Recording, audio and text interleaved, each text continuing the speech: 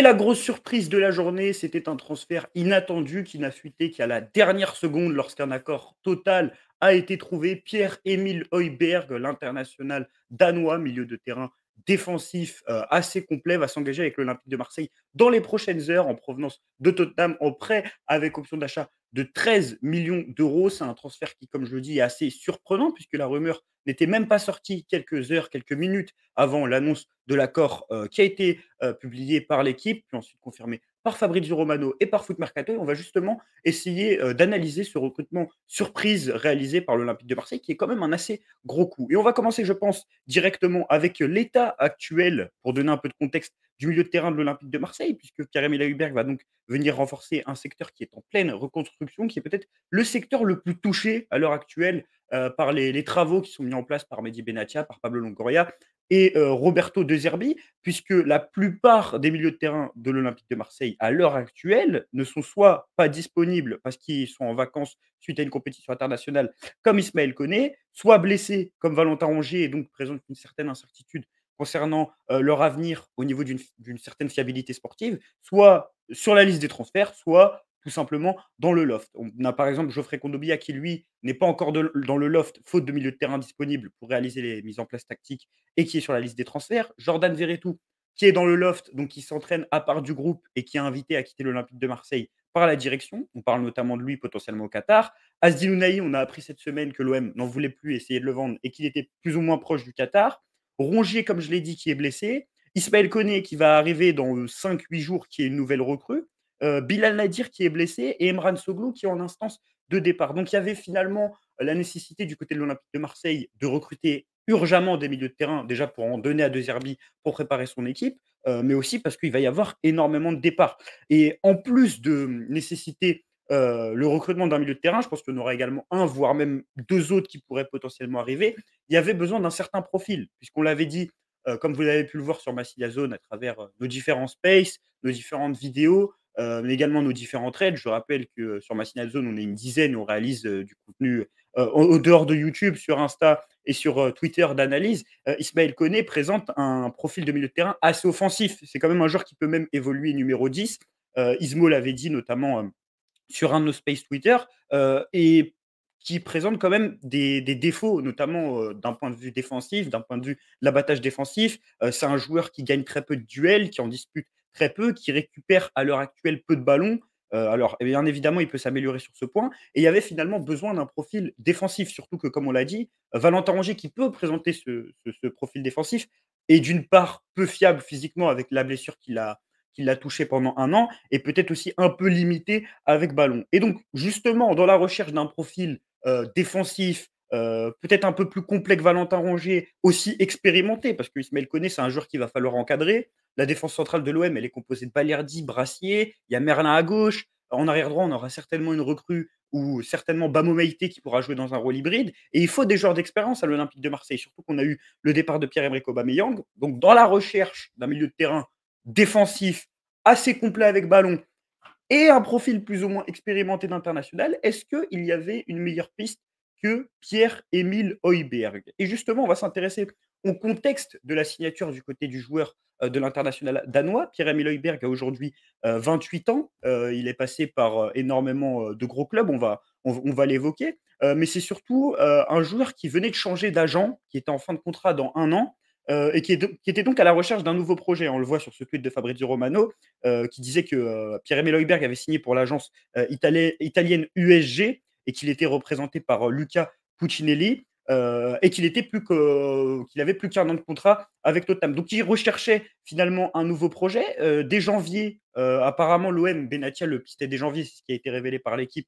Il avait décidé de rester à Tottenham, mais prévoyait de quitter le club. Il avait eu des approches de la Juventus, de l'Atlético Madrid et même de l'Olympique Lyonnais, où il avait refusé la plupart de ses offres. Il n'entrait plus forcément dans les plans de Ange Postecoglou.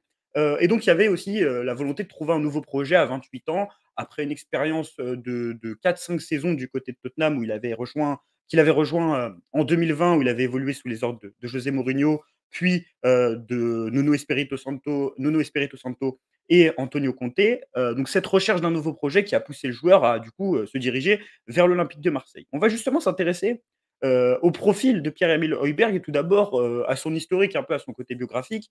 Alors, chose assez intéressante pour l'Olympique de Marseille, il faut savoir que Pierre-Emile Højbjerg parle français pour la seule et unique, raison, que sa mère, bien que danoise, bien que lui également danois, a des origines françaises et on avait notamment pu le voir lors de sa conférence de presse, au stade Vélodrome avec Tottenham, qui savait s'exprimer en français. Il l'avait également évoqué avant le match de la coupe du monde 2022 face à l'équipe de France avec le Danemark, match qui avait été assez particulier pour lui. Alors c'est un joueur qui a été donc formé dans son pays, dans son autre pays, son principal pays, c'est peut-être, le plus français des Danois, comme l'a dit l'équipe. Il avait été formé du côté de Copenhague, ce qui l'a pas empêché d'aller directement du côté du rival Brøndby, comme on le voit ici, sur Transfermarkt. Toutefois, son explosion à 17 ans, elle va plutôt se faire du côté, du Bayern Munich. Son explosion, son arrivée, ses débuts en professionnel. D'ailleurs, pour la petite anecdote, à l'âge de 17 ans, il est devenu avec le Bayern Munich en 2015 ou en 2014, l'un des, joueurs les plus jeunes à évoluer en Bundesliga sous les ordres de Pep Guardiola, et c'est justement, au Bayern Munich qu'il va collaborer avec l'entraîneur espagnol.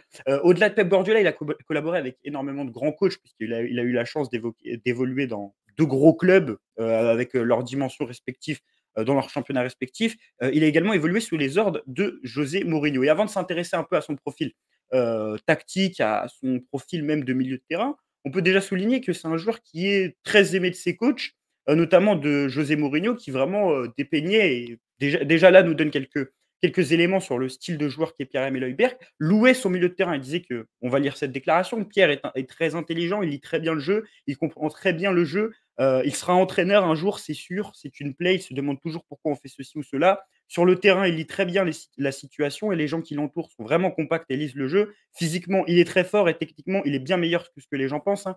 On va insister, hein, quand même sur le côté technique parce que c'est pas forcément la première chose à laquelle on pense du côté de lorsqu'on évoque le nom de Pierre-Emile Højbjerg, mais c'est un joueur qui est très doué balle au pied. Justement, Mourinho dit que parfois les gens pensent que le gars qui est bon techniquement, c'est celui qui fait la talonnade, celui qui fait des gestes un peu fantasques et non, en fait, Højbjerg est aussi très doué techniquement parce qu'il est simple et comme le dit Mourinho, la simplicité est un génie et pour finir, Mourinho nous disait que c'était un gars qui est si simple dans tout ce qu'il fait avec le ballon que c'était un joueur phénoménal. Mourinho l'avait justement recruté du côté des Spurs de Tottenham en 2020 après une expérience du côté, de Southampton, première expérience en Première Ligue qui avait duré 4 saisons. Il avait été très intéressant avec les Saints et Mourinho avait voulu en faire un peu un de ses hommes de base de son Tottenham où il évoluait du coup en tant que 6 dans une sorte de 4-3-3 avec un rôle porté plutôt, sur l'aspect défensif et c'est justement là où on peut en venir par rapport à Pierre-Emile Højbjerg au niveau de ses qualités. Comme je l'ai dit, l'OM avait besoin d'un milieu très axé, sur le côté défensif et quand on regarde des matchs de Pierre-Emile Højbjerg, on remarque que c'est un joueur qui récupère énormément de ballons, qui est très agressif sur le porteur de balle, qui défend sur énormément de zones, qui a un gros volume de jeu. C'est en tout cas ce qui saute aux yeux, lorsqu'on le voyait avec Tottenham, parce qu'on l'a pas trop vu sur la dernière saison, enfin un peu moins que sur les 3-4 précédentes ou quand on le voit avec le Danemark et même ici, comme on peut le voir ici sur F-Bref, c'est un joueur qui est, très axé, qui est a assez complet au niveau défensif, qui gagne pas mal de duels, pas forcément aériens, qui récupère pas mal de ballons, qui fait énormément d'interceptions, et qui est vraiment très agressif, sur le porteur de balle. C'est vraiment l'archétype du milieu défensif travailleur, on peut dire, un peu comme Rongier sans ballon. Toutefois, les qualités avec ballon sont plus importantes. On a un joueur qui est très doué à la passe, qui est fort sous pression, qui est assez fort sous pression, qui réalise pas mal de passes, progressives et qui, en fin de compte, un milieu quand même assez complet. Pierre-Emile Højbjerg, on l'a vu avec Tottenham, on l'avait vu nous-mêmes au stade Vélodrome, lors de l'opposition entre, les hommes d'Antonio Conte et ceux d'Igor Tudor. À la 95e minute, il s'était permis un rush, incroyable dans le dos de la défense marseillaise qui, essoufflé, l'avait très bien aidé et était allé inscrire le but victorieux de Tottenham qui avait éliminé de l'OM de la Ligue des Champions à la 95e minute de jeu. Donc c'est un profil de milieu de terrain assez complet, c'est en tout cas ce que décrivent ses stats sur, F-Bref. On voit, hein, au niveau des passes, donc pour vous présenter un peu aussi ce qu'est F-Bref, vous connaissez certainement, mais lorsqu'un joueur, est positionné dans le 99e centile, ça veut dire que dans les 5 grands championnats européens, 99 des joueurs à son poste sont moins bons que lui dans ce domaine et on le voit notamment au niveau des passes, réussies, des passes tentées, donc c'est un joueur qui est vraiment doué balle au pied, on va le dire beaucoup plus qu'un Valentin Rongier par exemple, qui réalise beaucoup de passes progressives, donc qui est vraiment complet, hein, de ce point de vue-là. On a dit défensivement, il est doué, avec ballon, il est doué. Peut-être que dans le dernier tiers, ça va être plus compliqué, mais c'est pas forcément ce qu'on va lui demander, du côté de l'Olympique de Marseille, et qui est aussi doué d'un point de vue, défensif, comme on le voit, ici actuellement sur F Bref, en possession, c'est un joueur qui est intéressant. Point de vue défensif, donc comme je le disais, c'est un joueur qui réalise, pas mal d'interceptions. Bon, il est pas dans le gratin européen, mais c'est en tout cas une de ses qualités, principales. Par rapport à Pierre-Emile Højbjerg, donc on a une recrue qui finalement est très intéressante parce qu'au niveau du profil, c'est ce que l'Olympique de Marseille recherchait. Joueur expérimenté, axé sur, l'aspect défensif, mais doué avec ballon, donc ça colle avec, le football de De Zerbi et notamment ce deuxième membre du double pivot qui va évoluer avec Ismaël Koné. Profil d'expérience, parce que quand même on est sur un joueur, si on le regarde, toujours sur Transfermarkt, qui a disputé énormément de minutes avec les Spurs, pratiquement 4 000 minutes sur la saison 22-23 sous les ordres d'Antonio Conte, la saison 21-22 également sous les ordres de Nuno Espirito Santo, puis, Antonio Conte. On est également à 3 900 minutes, donc titulaire pratiquement indiscutable. Sous les ordres de José Mourinho, la seule saison de Mourinho, où il a pu évoluer, sous ses ordres, 4 326 minutes.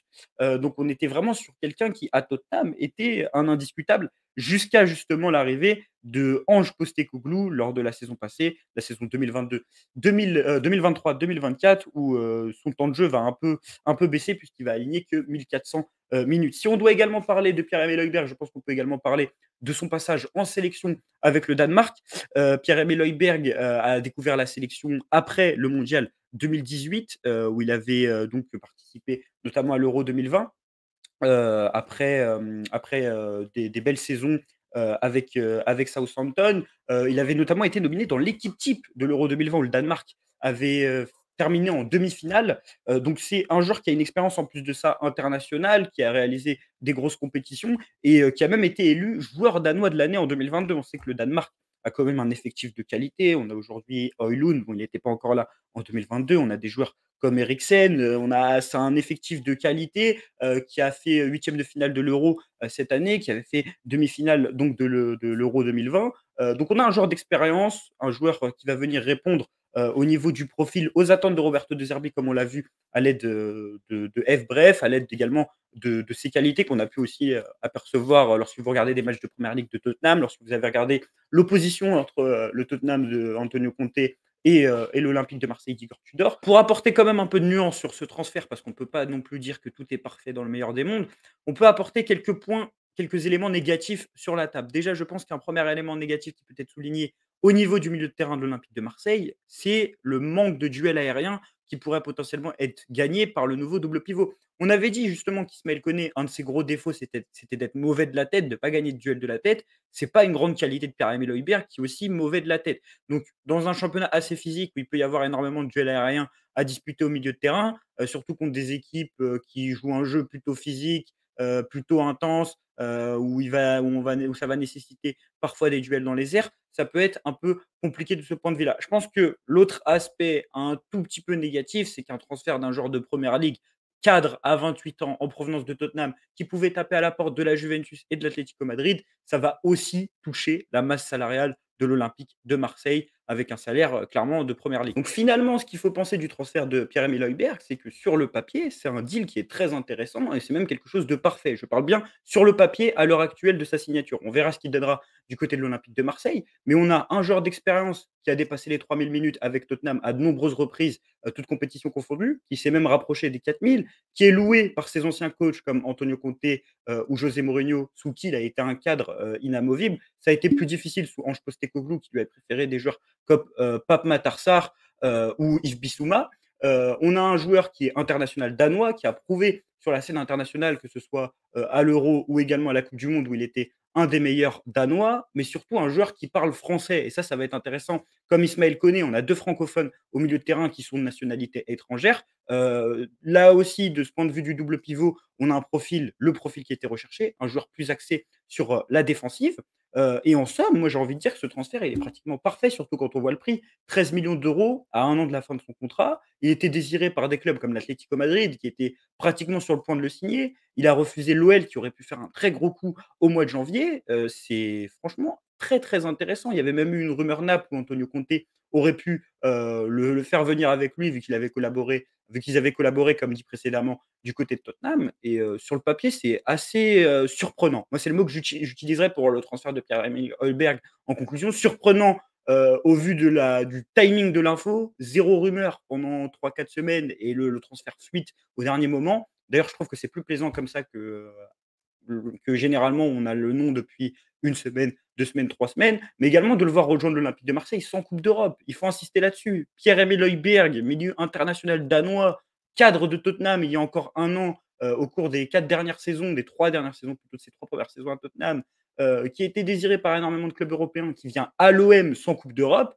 Je pense que si on s'était dit ça il y a 1 mois, 2 mois, en voyant que l'OM avait terminé 8e de Ligue 1, c'est assez fort et finalement, en conclusion, on pourrait dire que ça illustre le pouvoir d'attraction qu'a Roberto De Zerbi sur les recrues, parce qu'il attire quand même des joueurs, qui, normalement, ne devraient pas venir à l'Olympique de Marseille dans cette situation-là, mais également le bon travail, actuel de la direction en ce début de mercato et notamment de Mehdi Benatia.